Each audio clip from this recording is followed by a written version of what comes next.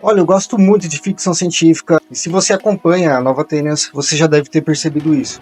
Pode ser de série, de filme e também de livros, ou qualquer outro tipo de produção. Se envolve o gênero ficção científica, juntamente composto por seus inúmeros subgêneros e subgêneros dos subgêneros também, em alguns casos, podemos dizer que eu já tive algum contato com esse material. Claro, existem muitos materiais, muitas histórias ainda para ver, contudo, existem outros que eu gosto de ir estar analisando de tempos em tempos.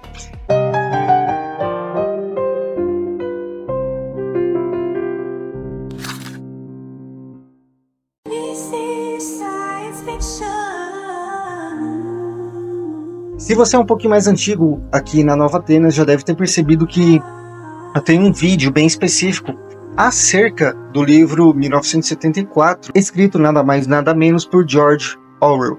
Esse livro, ele embasa uma sociedade distópica pela qual nós gostaríamos de passar longe e que nós não gostaríamos de viver de maneira nenhuma, e mostra um cenário onde o controle total da narrativa acontece com tudo e com todos.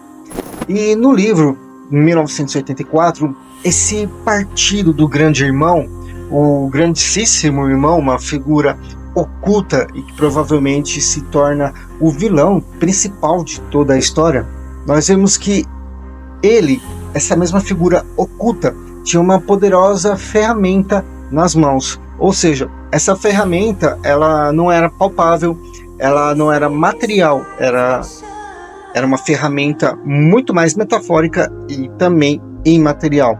Ou seja, a ferramenta que estamos falando aqui em questão é a ferramenta do controle da narrativa. Essa ferramenta também pode ser descrita como o superpoder desse vilão dentro dessa história.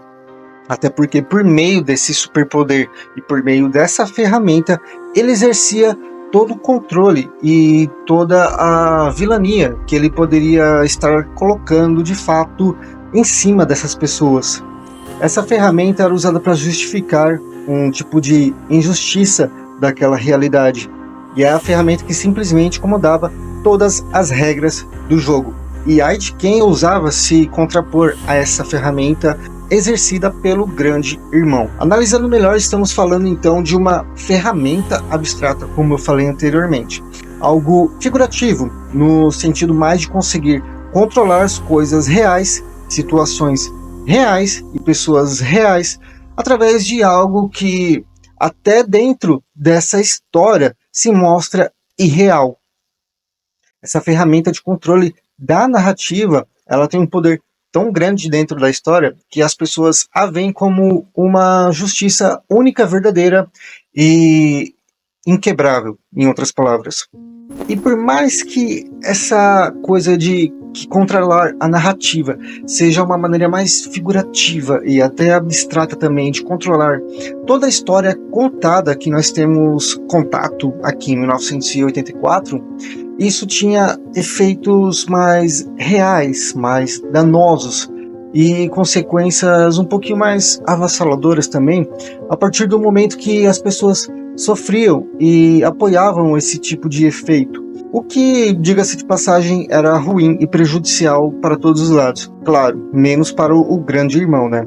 O partido, a Teletela e todos os outros antagonistas dessa obra, tudo isso faz parte do movimento que deturpa o real sentido da realidade e, com certa facilidade também, troca o significado do que é bom por aquilo que é ruim.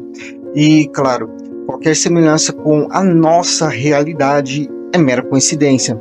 Não é possível que em 1984 estaria prevendo o que aconteceria no futuro, né? Mais especificamente em nossa própria realidade. Nunca, né? Isso é coisa de teoria da conspiração.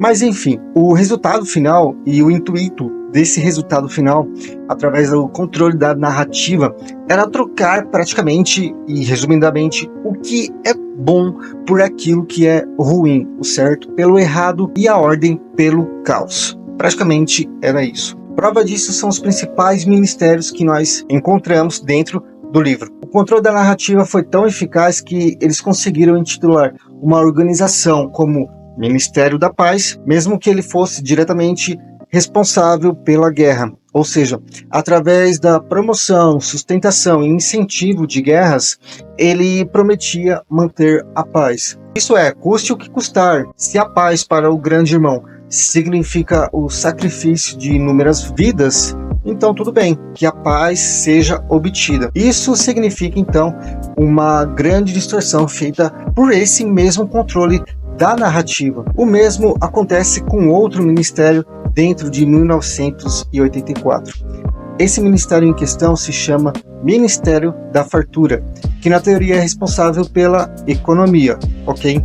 Mas na prática, a fartura envolve apenas o nome do ministério mesmo, e apenas isso, pois existe uma miséria muito grande nesse local, pelo menos para quem está na base da pirâmide, para quem está no topo da pirâmide.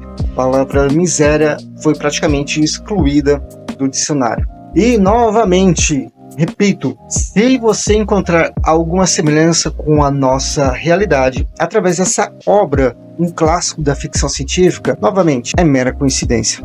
A propagação assim da inversão dos reais significados desses e outros elementos também mostra como quem controla a narrativa detém um certo poder sobre o pensamento, inclusive até sobre o presente e futuro das pessoas, o que é uma responsabilidade muito grande e um perigo muito grande também, ainda mais para quem está nas mãos do grande irmão e controlado por uma narrativa totalmente distorcida e que incentiva a inversão de valores. No caso de 1984, que estamos falando aqui, o controle da narrativa é tão eficaz que controla até o passado das pessoas, de certa forma.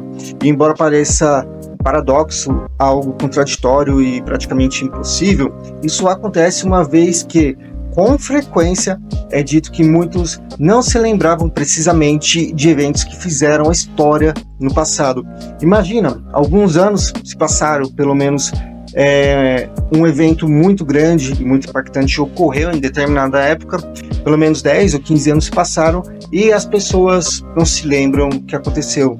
Então isso foi praticamente apagado da memória de muitos através dessa mesma ferramenta do controle de narrativa. Essa representação de controle representa no livro e evidencia também como a manipulação da informação e também a deturpação de fatos podem influenciar grandemente a percepção de inúmeras pessoas. E esse tipo de efeito, esse tipo de ferramenta, esse tipo de superpoder vilanesco molda crenças e limita também a liberdade de pensamento, que deveria ser um direito de todo ser humano. É praticamente também um alerta para a importância de questionar, investigar e buscar a verdade por trás de uma narrativa que está sendo imposta, seja essa narrativa imposta por qualquer pessoa.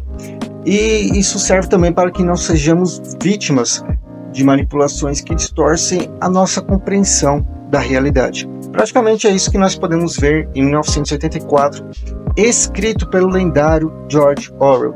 Tem um vídeo sobre isso, sobre pelo menos outras 6 lições que podemos acompanhar e extrair desse livro.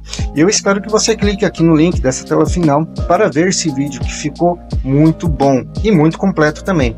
Nos vemos até o próximo vídeo, até a próxima e valeu!